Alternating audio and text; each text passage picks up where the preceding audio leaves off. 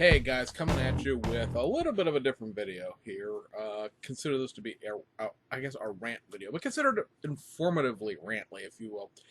One of the things I've seen a lot online here in the recent couple of days, pretty much the last, week and a half actually, is a uh, wild kvetching of people online, particularly on Facebook and a couple of different forums, about what the price is on the new-ish, it's got a bunch of new parts in it, 1964 Plymouth Belvedere AMT Lawman kit at Hobby Lobby.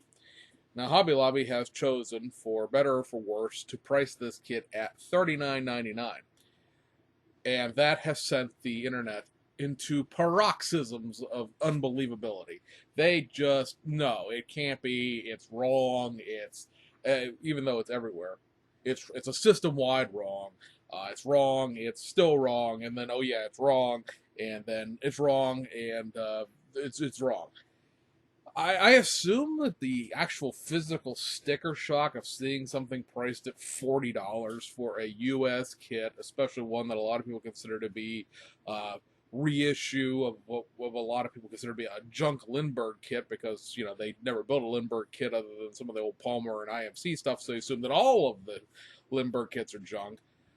When actually the 64 Plymouths are probably some of the best kits that came out of Lindbergh during the 90s, when they were making comparatively good kits, as good as Revell and AMT were.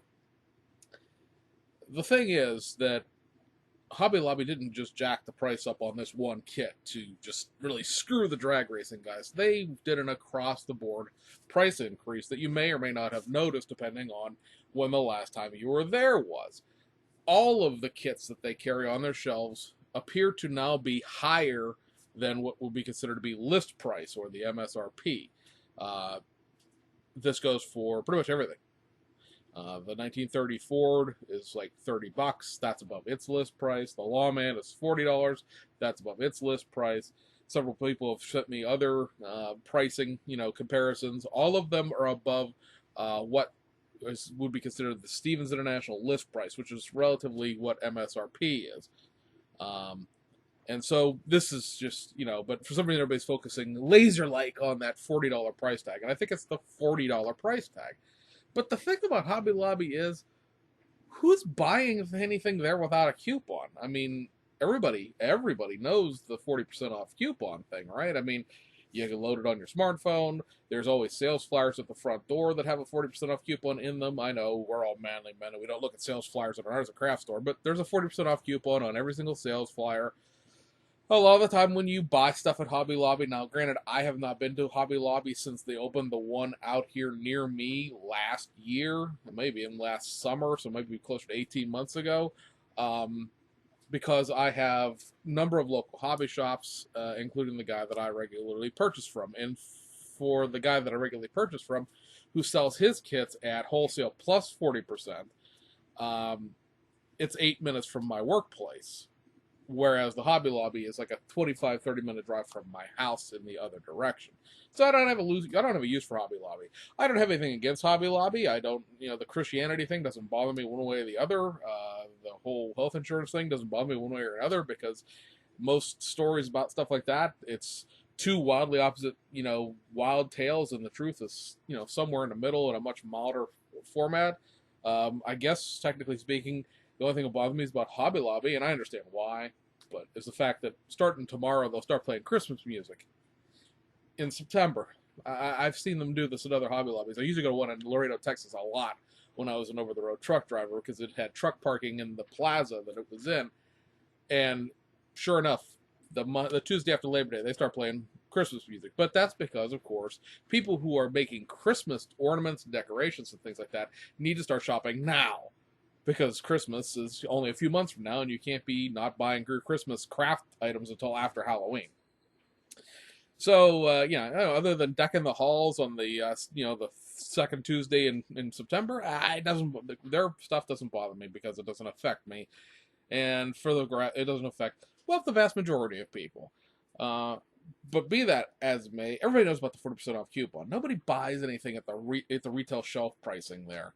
And so I'm going to present to you in a series of slides that I probably will not talk under, uh, some pricing comparisons and things like that to show you that maybe, y'all need to get hold of your britches, as it were. I brought this up on a forum that's a private forum, and I actually have gotten quite a bit of heck from it. And so I figured that if it's bothering people that I thought were like-minded, well, this is going to set the internet on fire in this video. So, couple of things. First of all, it's not 1968 anymore. Model kits aren't a buck. So just get that out of the way and deal with it. I mean, seriously.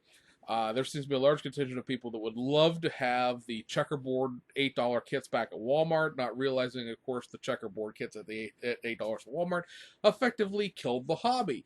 Because everything had to then go through Walmart's purchasing department and everything else. And the whole reason why we have stuff like the 1950 Oldsmobile and the Model A hot rods and the 57 Ford and things like that are because there is no Walmart. Round 2 wouldn't exist with Walmart because Walmart probably wouldn't stock, reissues of old stuff. They wouldn't get the nostalgia aspect of it.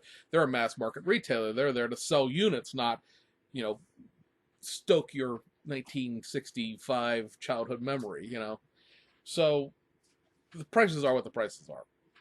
If you want cheap stuff, wait for Ollie's to have a sale and you can get stuff for $8. Now, granted, it's stuff you already have and you don't need it, and usually the $8 kits aren't even worth the $8, but hey, you know what? You'll feel good about, saving money, right? The MSRP at Hobby Lobby is irrelevant. It really truly is. You just have to do some math. And I know maths are hard, and you're an adult, and you're out of college or whatever, and you don't want to do math. But there's a calculator in your phone somewhere, unless you have one of those old brick cell phones from like the 1980s. Even your flip phone has a calculator in it. Just, do yourself a favor and do the calculations, because when you go online screaming about a $40 model kit that's not $40, because nobody's going to pay the retail price for that, or the shelf price in this case, because it's not really even the retail price, it's higher than the retail price, you look like an idiot. It just is. And then everybody else gangs in there, and they're all screaming and yelling about how the good old days, and it's craziness. So, like I said, the prices that Hobby Lobby is now doing are higher than the list price. And you say, well, what's the list price and stuff like that? Okay, so here in this next slide, I'm going to show you the list price of the 1930 Ford Model A, the brand new kit that just came out a couple months ago, as well as the list price for the AMT Dodge 1964 Lawman Pro, was it Pro Street technically? I guess we were called Super Street, whatever, Super Sport, whatever they're calling it. This will show you what the actual MSRP is according to Stevens, which is roundabout what your hobby shop's maximum price should be.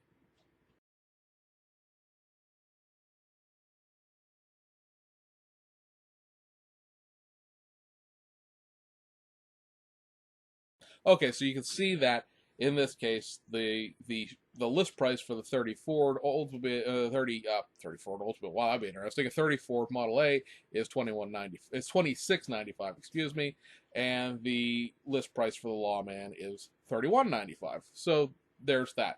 Now you sit there and you think to yourself, okay, well that's that's MSRP. So the shelf price of the 1930 Ford at Hobby Lobby is $30, $29.99. And the shelf price for that Lawman is $40, $39.99. Well, that's just outrageous. How dare they? Well, because you're using a 40% off coupon. And 40% off is sort of one of those weirdly exponential things. 40% off $30 is less than 40% off $40. Well, it's still $40, James. You don't understand. It's $40. Okay. I do understand. I just don't. I just choose to disacknowledge your opinion and replace it with actual facts. The $40 MSRP, the $39.99 shelf price that the Hobby Lobby is listed at, nobody's paying that price. Are you paying that price? Seriously, stop. Shut up for half a second and think. Are you paying that price? No, you're using the coupon. So here in this next slide, we'll show you what the coupon gets you for these kits.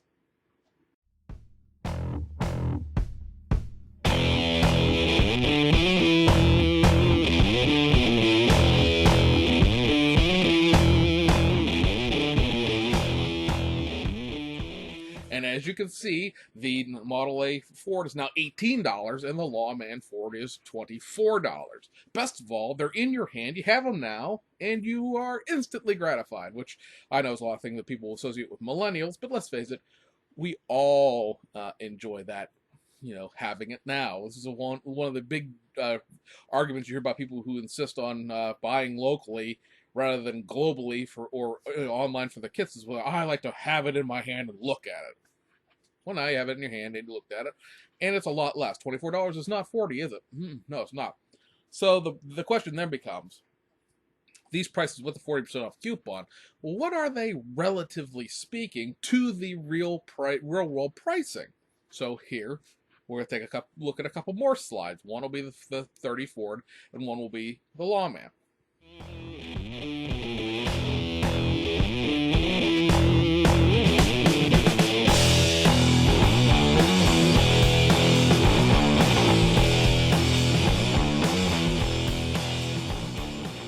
Okay, as you can see, the price for the 30 Ford sits somewhere in that $21, $22 range. I personally paid $20 for the one I have at the wholesale plus 40%. So even I, theoretically speaking, paid too much for it because I could have got it for 18 plus tax, which probably would have wound up being, almost $20. And my $20 was before tax as well. I do pay sales tax at this place, so it's not like I'm getting it, for $20 out the door. Maybe if I paid cash, but that's beside the point. And you saw the Lawman. Well, the Lawman's prices is sort of all over the place at like a $6 area there, from like $23, $24 up to $28.99 a tower. The thing to consider about those prices, aside from the fact that they're all more, except for the model roundup, it's all more expensive than the actual out the door, or I should say, getting to the cash register price at Hobby Lobby, is the fact that you have to pay to ship those things. I mean, yeah, Tower Hobby sometimes offers shipping on, free shipping all the time. They'll have a sale over a weekend or something like that, or they'll often do shipping in gross. You buy more than $50 or $75 worth of stuff and they'll ship it for free. But that's sort of an irrelevant argument, because other than like model car shows and those weird guys that are only allowed to buy things when their wives tell them to for their birthday or whatever, most people don't buy bulk. They don't get like 8 or 10 kits at once. Yeah, I realize that's the way my Hobby Link Japan stuff comes, but that's like 60 days worth of purchases, and it's just cheaper to ship it in one giant box than it is to ship it individually. I don't buy regular kits that way. I might buy one or two if you're talking about new releases, but even then, I mean, I think there might be maybe two releases I'm looking forward to in September, and chances are both of them will be there at the same time, so I can either wait till they're both there, or I can buy one when it comes in. Nobody's buying more than two. Nobody really spends $75 all at once if they're buying in a constant rotation. If you're buying after you build something, you don't stash project. You actually, are halfway decent about having something controllable and buildable in your lifetime. Then okay, yeah, I can see maybe you do spend $75 at a shot. You buy a bunch of new releases all at once. But I'm going to say for the most part, looking at what people buy overall through about 3 or 4 different forums that have sort of a "what did you get today" kind of thing, people buy 1, maybe 2 kits at a time. They don't buy $75 worth of stuff to qualify for free shipping. It's sort of like Omni Hobbies on eBay. Offers free shipping for over $70 orders. I find it real hard to go through there and find $70 worth of stuff I really, really want right now that I'm willing to buy all at once to get, $10 or $12 off the end for the shipping. But that still doesn't take away the fact that, yes, if you buy online, you have to do, shipping.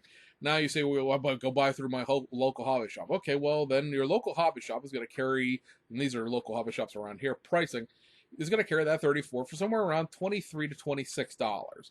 And the Lawman is going to be somewhere between $26 and $30.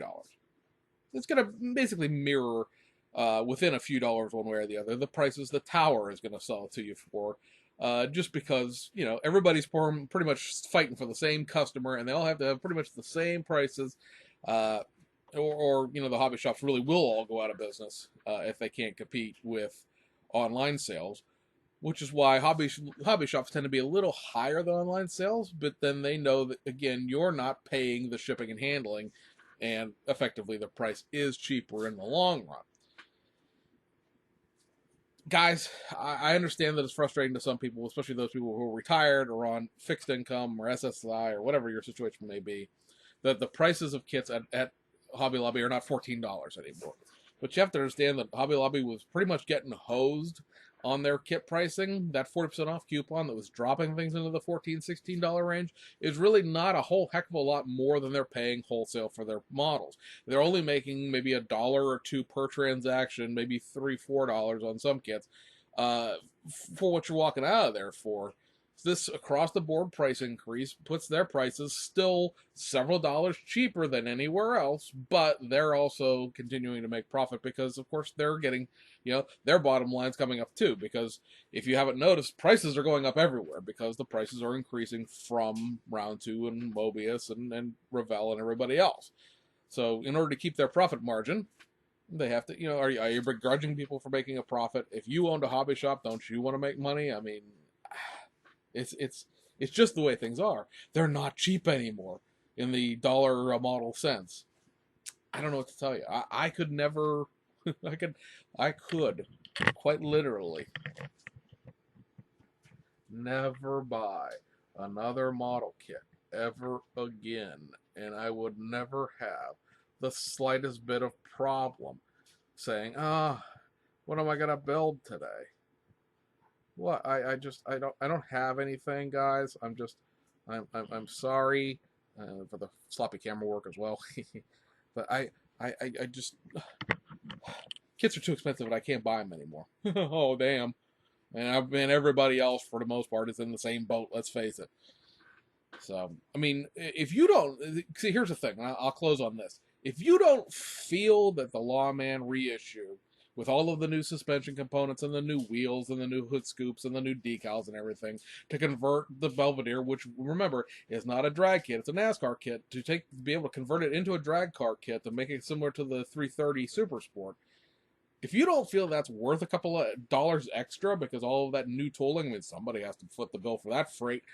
If you don't think it's worth that money, then that's your opinion and you're entitled to it. I will never begrudge anyone's opinion as to what the value of a kit is. I don't feel this kit is worth $24 or $40. That's fine. You could argue with that, and I think you would. I personally think you would be wrong.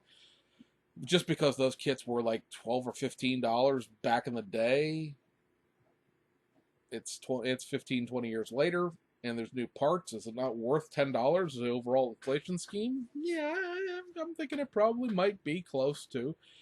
There's a whole generation of modelers who, of course, have never built one of those Lindbergh kits, and nobody has built this Lindbergh kit because it's never existed before. Yes, it's a reissue of something that has existed before, and yeah, it's a Lindbergh kit in an AMT box, but you've never been able, unless you did a lot of scratch building back in the day, you've never been able to build this kit before in this variation because you couldn't combine the 330 and the Belvedere because the two shop never crossed, which is why it's taken almost 10 years for the kit to come out since they originally came out with the idea for it back when Lindbergh still had all the tooling. So, that's you can never argue with the value perception. That's just something, do you think an Aoshima, Hurricane is worth $32 $35? I don't know. How bad do you want one? Are you into modern supercars or sports cars? If you're not, it's not worth $5. The Lawman to me isn't worth $24 because I wouldn't build it and I have no interest in it, and therefore if you handed it to me, I'd probably trade it for something I do want to build. But the pricing of it at $24, in that range, $24 to $30, I don't think that's outrageous. Of course, I also think that domestic kit prices still need to come up probably another $5 to $10 anyway, just to get their overall general quality up. By the way, if you have a new Ram Charger, one of the Ram Charger reissues, those are being molded in the United States, probably because the tooling never got sent to China. They probably because Revell figured they'd never run it again after the Bassmasters reissue, and it makes me wonder if the El Camino's in the United States still too. But beyond that, they haven't run it since then, and almost every single one of them that's come out of this first initial run, you'll look at the bottom of your box and it'll say like 623 2016 on the bottom. almost all of them are warped or tweaked in some way. Mine is, it's a minor tweak front to back. I don't think it's anything I can't twist out of it, but I've seen a bunch of people who have very mashed and mold, checked up molded bodies, and then they've taken them back and gotten another warped one. They've requested parts from Revell and gotten another warped body in their parts requests. So this is a issue with a third-party contractor they're using out of West Chicago, Illinois, and just something to look for if you're one of those people that buys kits and leaves them in shrink wrap. You might want to go check on that and see if your body's warped. Just a PSA here at the end. So anyway, that's my thought on it. Everybody needs to calm their titties down, basically, and because your shelf price is irrelevant if you're not paying the shelf price. It's not a ripoff if, well, you're not getting ripped off. So anyway, guys, back to normal or something. I don't know. You know me. Videos come out every now and then we do our show on Fridays. So see you guys on the other side.